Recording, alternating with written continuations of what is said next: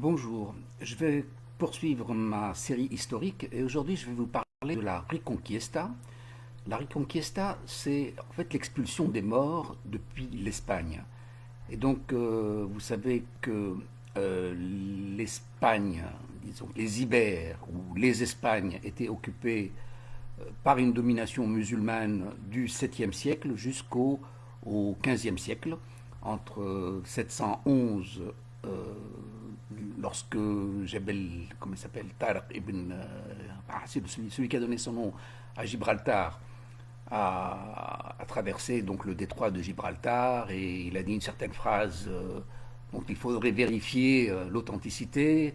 La mer est derrière vous et l'ennemi est en face de vous, ou le pays est en face de vous, ou qu'est-ce qui est en face de vous. Bon, quelle était l'expression exacte, ou est-ce une manipulation, quelle était la phrase exacte. C'est important parce que souvent on reconstruit l'histoire et donc a commencé une influence omeyyade, moi je dirais plus omeyyade, parce que c'est très difficile de dire musulman à l'époque, mais en tout cas c'est la première influence omeyyade qui prend les Ibères, les Espagnes, qui montent jusqu'à Mérite. Mérite, c'est Madrid, hein, donc ils sont quand même allés loin, ils sont allés jusqu'à Poitiers, Hassil, où il y a toute une conquête de l'Espagne qui va durer jusqu'en 1492 avec la fin du dernier sultanat ou du dernier territoire musulman de Grenade.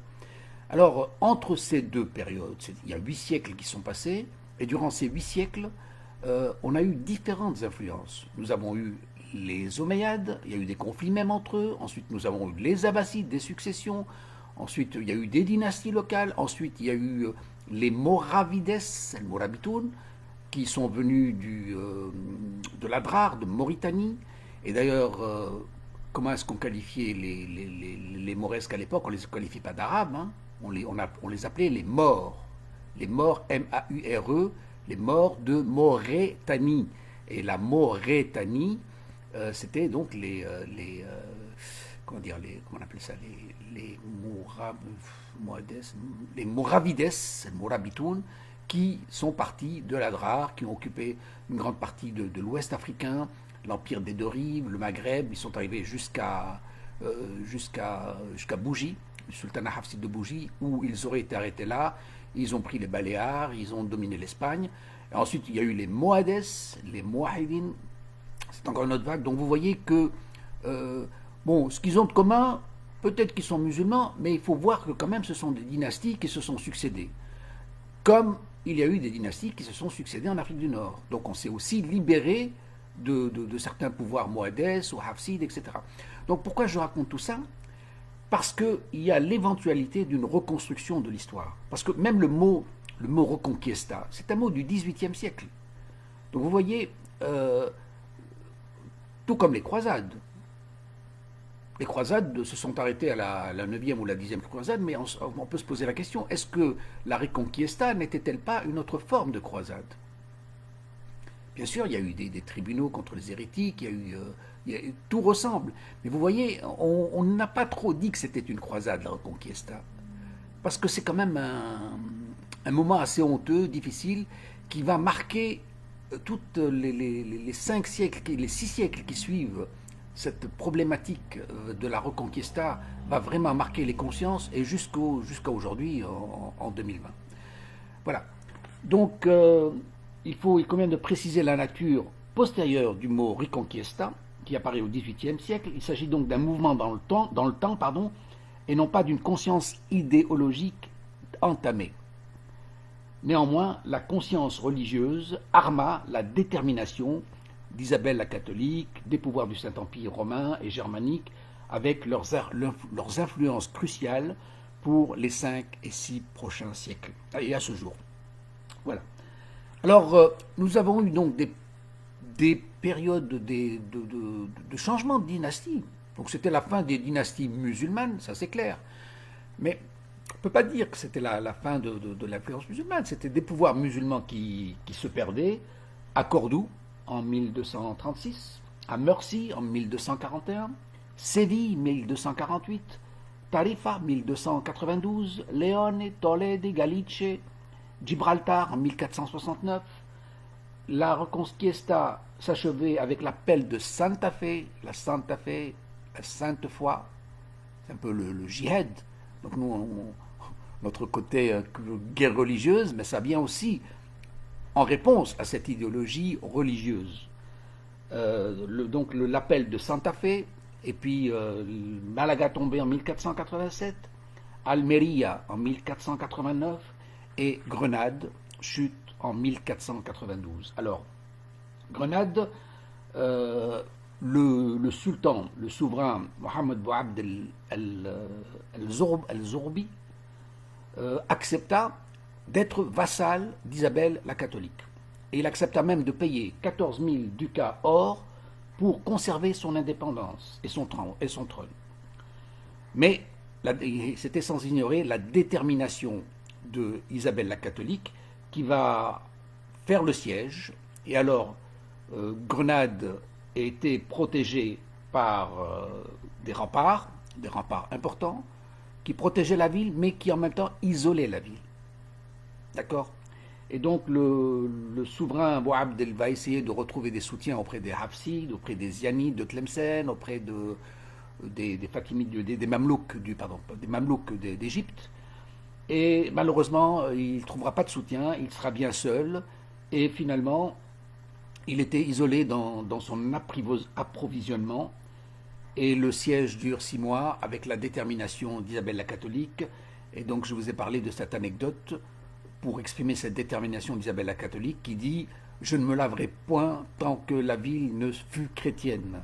Donc cette détermination, d'ailleurs c'est pas pour rien qu'elle tire son nom, mais déjà, donc vous voyez qu'elle porte une idéologie religieuse qui est issue des croisades, mais de l'idéologie des croisades. C'est ça qu'il faut voir, la différence entre le moment présent et l'idéologie reconstruite. Et donc elle est dans cette continuité de l'idéal chrétien, de l'idéal catholique. Alors, pour l'effet d'histoire, vous savez que Ferdinand d'Aragon s'était marié avec Castille, avec Isabelle de Castille, et donc on a réuni les Espagnes, de Léon, de Castille et de l'Aragon, et donc ça devenait une grande puissance qui a commencé à avoir toute une influence sur l'Afrique du Nord. Et je raconterai la prochaine fois que toute cette nouvelle puissance espagnole, et même dans le testament d'Isabelle la catholique, on voit cette volonté de conquérir l'Afrique du Nord ou christianiser l'Afrique du Nord. C'est une nuance, il faudrait que je précise, mais en tout cas, l'idée est là. Voilà. Alors, donc, Grenade tombe en 1492, et avec quelles conséquences, bien sûr, quand c'est l'immigration ou l'exil, ça va, mais là c'est pire. C'est les massacres, c'est les conversions forcées, c'est les tortures, c'est les persécutions contre les morisques. Nombre de morisques se replièrent sur l'Afrique du Nord, alors notamment les Sévillans, qui ont été bien accueillis par les souverains Hafsides de Tunis. Et oui, parce que les Sévillans étaient l'élite. Et donc Tunis a eu l'intelligence d'accueillir l'élite sévillane. Voilà. Alors, la dernière fois, je vous ai cité aussi un poème pittoresque, très, très amusant du Xe siècle ou du XIe siècle qui parle de la libération, de l'émancipation des femmes sévillanes.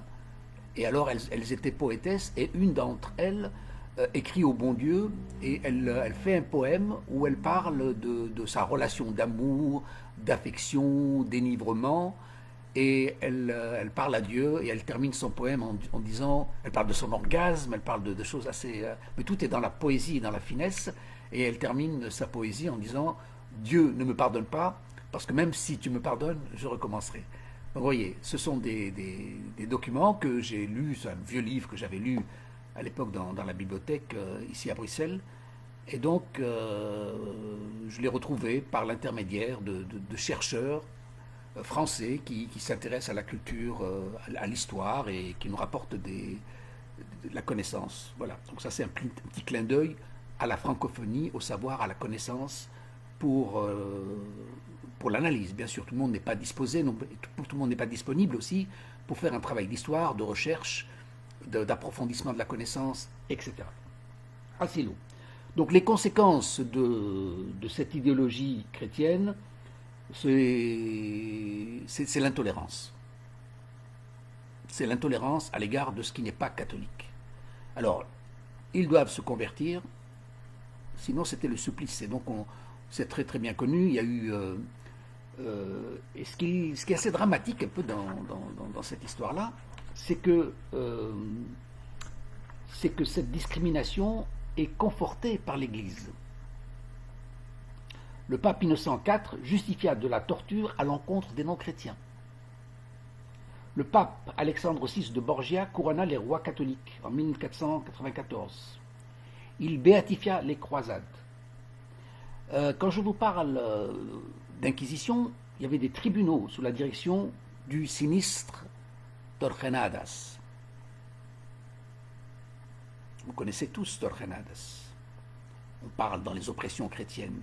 En fait, Torquenadas était en Espagne et les victimes, c'était des musulmans. Vous voyez, quand on vous parle de l'oppression religieuse, dont le sinistre Torquenadas, qui a marqué l'histoire avec les inquisitions, les tribunaux d'inquisition, la légitimité de la souffrance, les bûchers. Bon, il y a vraiment une histoire assez pénible. Et donc, les tribunaux d'inquisition vont poursuivre leur activité tout au long de 1480 à 1530, et ils ne seront abolis qu'en 1834. Donc vous voyez que l'Église, quelque part, elle a armé le bras des tortionnaires. Alors autre chose, la purification. Une des conséquences de la Reconquista, entre guillemets, la dite Reconquista. Parce que moi je pense que l'histoire a été reconstruite. Mais une des implications fut l'impetia di sangre. Je le prononce sans doute à l'italienne. L'impetia di sangre, c'est la pureté du sang. Alors qu'est-ce que c'était que cette impetia di sangre? C'était un certificat de pureté du sang.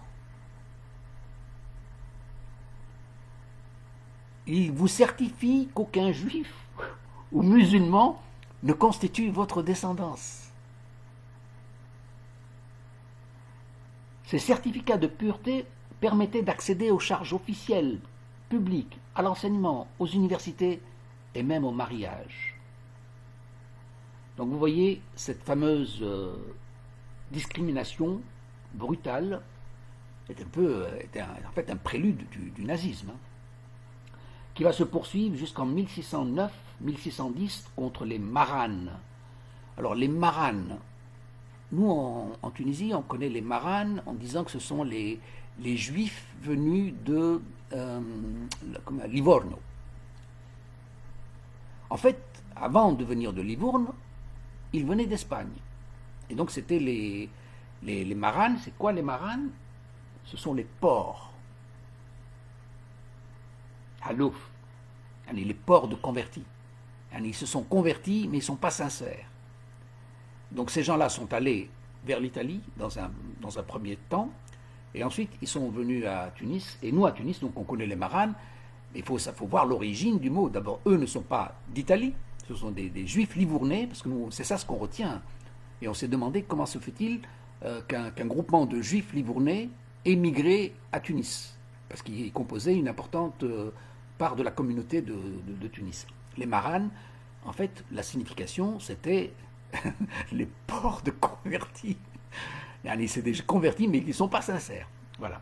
Donc le mot est délicat. C'est comme un autre mot, le mot gauri, que l'on connaît, a la même signification, mais pour les Ottomans, du point de vue ottoman. Asilou.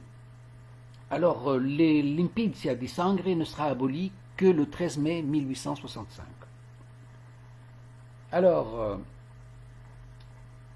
l'Inquisition a-t-elle profané la religion catholique, ou bien est-ce l'idéologie chrétienne qui aurait armé les souverains espagnols?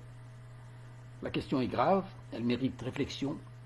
Il y a certainement un rôle fédérateur et stratégique de l'Église de Rome, qui tenait à une foi religieuse et conduisait la politique générale, qui portait l'échec des croisades et la volonté d'évangélisation, une stratégie de conquête et de conversion des âmes, d'exclusivité de la croyance et le rejet des impies, et dont les implications furent particulièrement sévères en Espagne. L'idéologie chrétienne autour des croisades, de la propagande des églises, des directives papales, de la béatification des rois catholiques et bien d'autres faits connus n'absolvent pas une responsabilité directe de Rome dans les événements d'Espagne, d'une responsabilité qui n'est pas niée, d'une responsabilité qui n'y a. C'est ça ce qui est important, c'est qu'il y a eu du mal qui a été fait, mais une reconnaissance du mal, c'est très important pour la rédemption, pour le pardon, pour les leçons pour l'avenir, vous voyez. Donc la leçon que l'on tire parce que donc l'Inquisition espagnole est une indélébile tache noire dans l'histoire humaine, arme d'exécution et d'abus. Mais cette reconnaissance de l'histoire a éveillé les consciences européennes sur les dangers de Dieu. À ce jour, l'idéologie religieuse en politique constitue le répulsif immédiat, seuil infranchissable des démocraties occidentales, prévention de la connaissance que ne partagent pas les judéo-musulmans qui idéalisent leurs croyances jusqu'à ce que les abus s'avéreront accomplis. Donc vous voyez, quand on parle de Torquenadas, moi je l'ai appris à l'école française, mais ça concerne l'Espagne. Mais il met en accusation quelque part le pouvoir religieux de Rome qui s'est imposé sur l'Espagne et qui a imposé, qui a armé en fait les Espagnols dans la brutalité. Alors que la culture musulmane de l'Espagne était encore dans la tolérance, dans les gens du livre, la religion n'était pas importante. Bon, le souverain était musulman, mais je veux dire, on a des tas d'exemples qui montrent une paisibilité, une pacification de... Mais alors, l'Église amène une idéologie religieuse qui veut s'imposer sur l'Espagne, et quand on va voir les détails de l'histoire, cette Église veut s'imposer en Espagne contre les morisques, mais aussi contre les hérétiques. Et les hérétiques ne sont pas loin. C'est aussi les protestants, c'est aussi la réforme, c'est aussi les anglicans, c'est aussi toutes les déviances de la rigueur ou du dogme chrétien. Voilà. Alors, cette idéologie de la Reconquista et ses implications prélude le modèle du nazisme, bien que aucune étude ne soit nécessaire. La dite Reconquista réunifia l'Espagne, renforça la puissance abusive, imposa le catholicisme, purifia la culture, chassa l'hérétique, expulsa les morts, institua les tribunaux d'inquisition, installa la terreur tortionnaire, et encore conquit des terres, prit des trésors, mena des guerres de religion, combattit la réforme, exploita les colonies, pilla les trésors en Amérique latine, les Amérindiens, contribua au génocide des Amérindiens, à la souffrance des morts, détruisit les civilisations avec les expéditions de Cortés, les controverses de Valladolid. Faudrait-il encore flatter les conversions, béatifier Isabelle et les rois catholiques? Les implications de fait devraient interpeller sur le poids de la Reconquista, de l'idéologie de religion conquérante et de ses conséquences inévitables au XVIe siècle. Voilà. Donc je termine ce XVe siècle dans lequel nous avons le repli des Andalous qui se réfugient, qui reviennent en Afrique du Nord, et je crois qu'il y avait une nouvelle step dans l'idéologie religieuse qui va se passer parce que quand on poursuit ce combat, c'est-à-dire que l'autre prend conscience aussi. Donc quand vous parlez du djihad, du musulman ou quelque chose de guerre religieuse, etc., mais ce n'est qu'une réponse à une idéologie. On aurait pu lire les choses différemment parce que en sous-main, nous avons des coopérations entre l'Espagne au XVe siècle, des coopérations entre l'Espagne et l'Afrique du Nord. Il y a des accords. Il n'y a pas ce complexe religieux, il n'est pas à la page. Et on le verra même sous Charles Quint. Donc c'est pas c'est pas l'essentiel. Mais l'histoire retient l'opposition religieuse. Voilà. J'en suis à combien de minutes? 20 minutes. Il ne faut pas faire des vidéos trop longues, malheureusement. Quand on parle, on raconte. Et voilà. Je vais peut-être m'arrêter là. J'ai certainement des choses à dire encore.